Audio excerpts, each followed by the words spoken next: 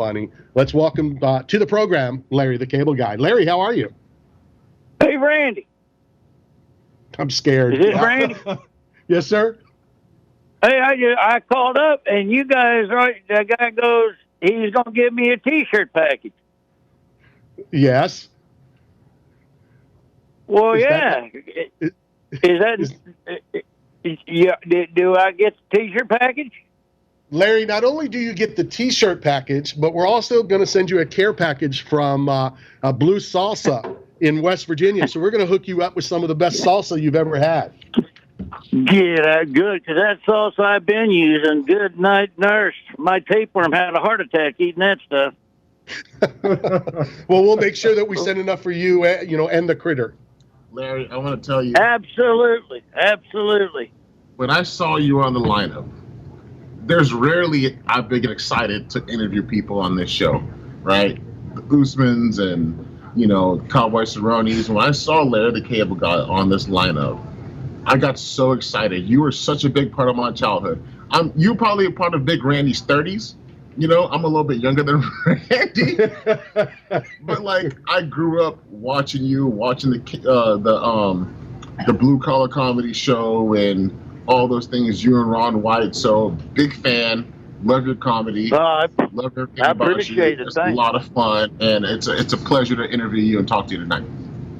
Oh, my gosh, thank you. Yeah, a lot of fun, man. Me and Ron, we had a good time on that whole day. I remember Ron and I, when we started that thing, we'd go up, he'd do 10, 15 minutes, I'd do 10, 15 minutes, and then we'd be done for the day. And I remember about halfway through the first tour, Jeff invited us over to his house, which resembled kind of a La Quinta Inn. I mean, it was crazy. And we walked in. I remember Ron White going, man, this is so unattainable. And I said, Ron, nothing's unattainable, man. You just keep working hard, and you never know what's going to be around the next corner. And next thing I know, a year later, he's got an airplane. Crazy. This is the second time that you and I have talked. We talked at the David Wells Celebrity Softball game in Tampa many years ago. And, of course, in the Tampa Bay area, we all know about you from back in the Ron and Ron days. Talk about, the Tampa Bay ties and the fact that you are returning to Tampa Bay this weekend. Oh, yeah, man. It was just the greatest time of my life. It was so much fun. Me and Ronnie D and Ronnie B, we was buddies. And Ron used to come over, and I started the Comedy Corner in West Palm Beach. And so I'd come over all the time and work Ron's Club there in Clearwater on 192 there, Ron Bennington's comedy scene. And, man, we just had a good time. But I remember he called up and said, man, you got to call the show and do some of these characters and all that kind of stuff. And so, yeah, I started there. We were just good friends, and everything just kind of snowballed from there. But those were such great times. I loved the whole area. And Tampa Bay put me on the map, and Orlando, and I love working there. I've been working in Tampa for many years at all the clubs. That's where I came up and came through. So every time I come out and do the Ruth Ackert Hall, man, I always get a nice crowd out there, and I can't thank my fans enough, man. They've stuck with me throughout all those years, and we all share a lot of good 95 YNF memories together. Absolutely. So Larry, I have a question. I've done stand-up. I've done the open mics in Tampa. Not very good, but you have done it. But I did it. It's terrifying. Those who have never done it before, as you know. For me, how do you get discovered nowadays? I know the old school Hollywood, you hopefully get discovered by the right place, the right time. Is it still that way, or is it all digitalized where you have to be known online now? Well, it's as far as late shows, back when I was coming up, you wanted to get on a late show. Carson always put you on the map, and Leno was always good for that. But now the late night talk shows ain't what they used to be. A lot of, and so it's always nice to have one of those credits. But I've noticed that most of the comics coming up now, they are being very relevant by just having a great social media presence and just busting ass on social media and developing a following on YouTube or whatever they're using. That's how a lot of them. I got a show on Sirius 97, Jeff and Larry's Comedy Roundup, and I interview comedians every week, and I always ask them that question about how are you doing it different than how we did it, and every time they're just busting butt, doing everything on social media and developing a following that way. So that's something we didn't have, when we were coming through. You had to go and you either did it just busting your butt in the clubs for the next 10 years, 15 years, or you tried to get on a late night show, or you tried to get a sitcom from a showcase. We didn't have a lot of those things they have now where you can reach the entire country just on your computer. So it's definitely a pretty good little advantage. The only disadvantage is everybody thinks they're a comedian. So yeah. See that, Matt? Yeah. Not everyone's a comedian. But I am a comedian. I've earned my stripes. So, Larry, I became a comedian fan when I was like 15 years old. And I started with Eddie Murphy's Delirious and Dave Chappelle and Richard Pryor and you guys' Blue Collar Comedy Tour and your comedy about, like, when you redneck when this and that. And I love all those bits. How do you switch now from that culture, almost like the WWE culture with the Attitude Era to the PC era, to where now comedians are scrutinized just like everybody else? Do you change your comedy?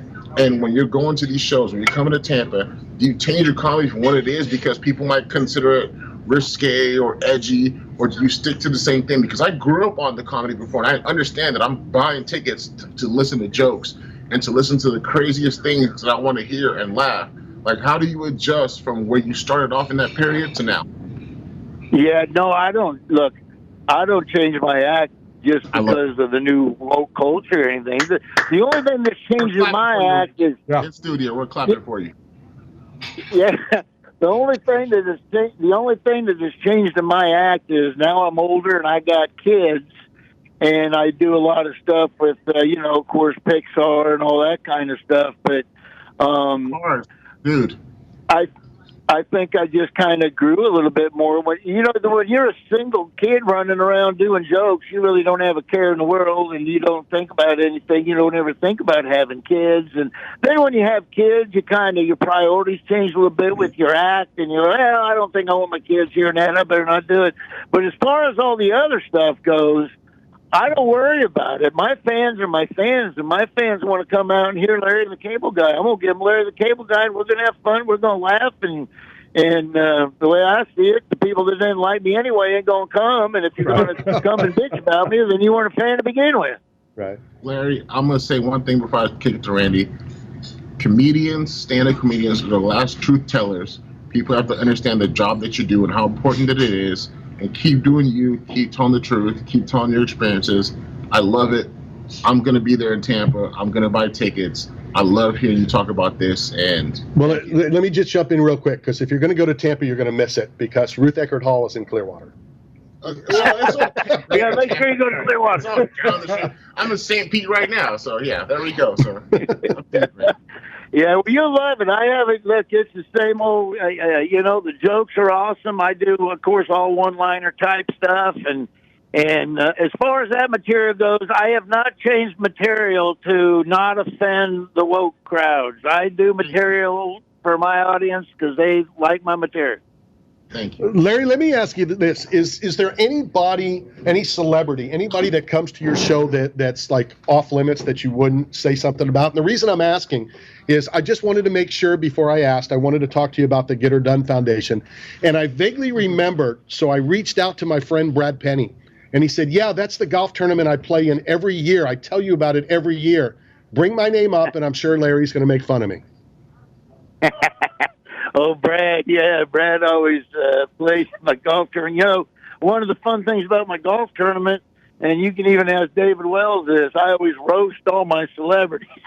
So I was going to quit doing it because I'm thinking, here these guys are coming all their way, out of their way to do my thing. I get up there and hammer them, and I'm like, I ain't going to do no more. And then they all go, no, it's funny. You got to keep doing it. So I do, Brad Penny, it's almost the same every time. I'm always like, Hey, I want to welcome Brad Penny. Brad's the fellow I always call when I can't get Joe Theismann or somebody. Talk about the foundation, and what you do, for people. Absolutely. We formed the Git-R-Done Foundation. I'll try and do this as quick as I can. My boy was born with hip dysplasia.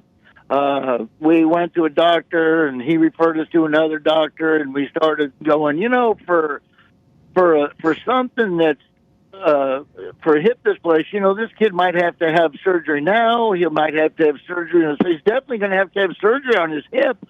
For something that vital to the body, for nobody to really know much about it or be on the same page is kind of odd. So we got referred to a doctor in Orlando, Dr. Chad Price, and together with a donation to the Arnold Palmer Children's Hospital, we formed the International Hip Dysplasia Institute, where they do research, and all these doctors and pediatricians are all trained in the exact same manner how to treat hip dysplasia. And that's how it started. We're curing hip dysplasia, trying to eliminate it. They actually think now they can eliminate it. And so it's done really cool things. But since we did that, we started doing other things. The Madonna Rehabilitation Center in Nebraska that serves veterans with all kinds of head trauma and also kids. So we focus the foundation, anything that has to do with kids, anything that has to do with the troops, because the troops, those guys, they fight for us, and they're over there getting shot at, and they come back. It's almost like the government ignores them. So we try to do as much as we can, as do other charities, to do things for the troops. So it's just the GetItDoneFoundation.org, and we focus on troops, focus on kids. And I have a golf tournament, like Brad told you, once a year. It's a lot of fun. And I think the website says 7. I think now we're up over 8 million, maybe a little over $8 million we've given out since we started to various organizations all across the country. Awesome stuff. And as a veteran, I want to thank you for doing that. Before we run out of time, what's the craziest thing that's ever happened to you while you were on stage? Oh my gosh, the crazy thing that happened to me while I was on stage was very early on. And I'll talk about this in more detail at one of my shows, but Willie Nelson invited me to perform at his 4th of July party way back in 2004, me and Ron White. And I went on there. Willie had given me money to do it, and I didn't want it because I was so honored he invited me to come do it. So I went to give him his money back on the bus, and I'm not a pot smoker. I don't smoke pot, but he gave me some. He rolled up a big old fatty and gave it to me, and I didn't want to look like a sissy. So, make a long story short, I'm in there with Willie, humping on this stupid thing and coughing and getting sick, and I literally thought I was going to die on his bus, but I didn't want him to think I was a sissy. And they come on and told me, they go, "Hey, Larry, 5 minutes." And I'm like, 5 minutes? And Willie goes, "You're going on stage in 5 minutes?" I said, "I guess." And he says, he looked over at Ray Price, and he says, "Come on, Ray, we got to go out and watch this disaster." And so that was the weirdest thing while I was on stage. I'm on stage, and the whole time I'm on stage, to my left is Willie Nelson and who I just said, my memory's going. Ray Price. So my whole time I'm on stage, it's Willie Nelson and Ray Price over there pointing at me, doubled over, laughing their hind end off because I was so stinking busy. Crazy, great stuff. But not a lot of people can say they've been on stage and the whole time they look to their left and Willie Nelson's pointing at them, laughing at them, making fun of them. That's definitely true. Well, we're definitely looking for your return to the Tampa Bay area. Saturday at Ruth Eckerd Hall in Clearwater, we will all be there. And then Sunday, you're up in Orlando at the Hard Rock. I'm looking forward to seeing you again. And Brad and I have been talking. I think I need to come out to the next golf tournament. Absolutely, you got to, man. Brad's awesome. Brad's one of my all-time good buddies, and I love when he comes up. He's into pickleball big time. Very big time.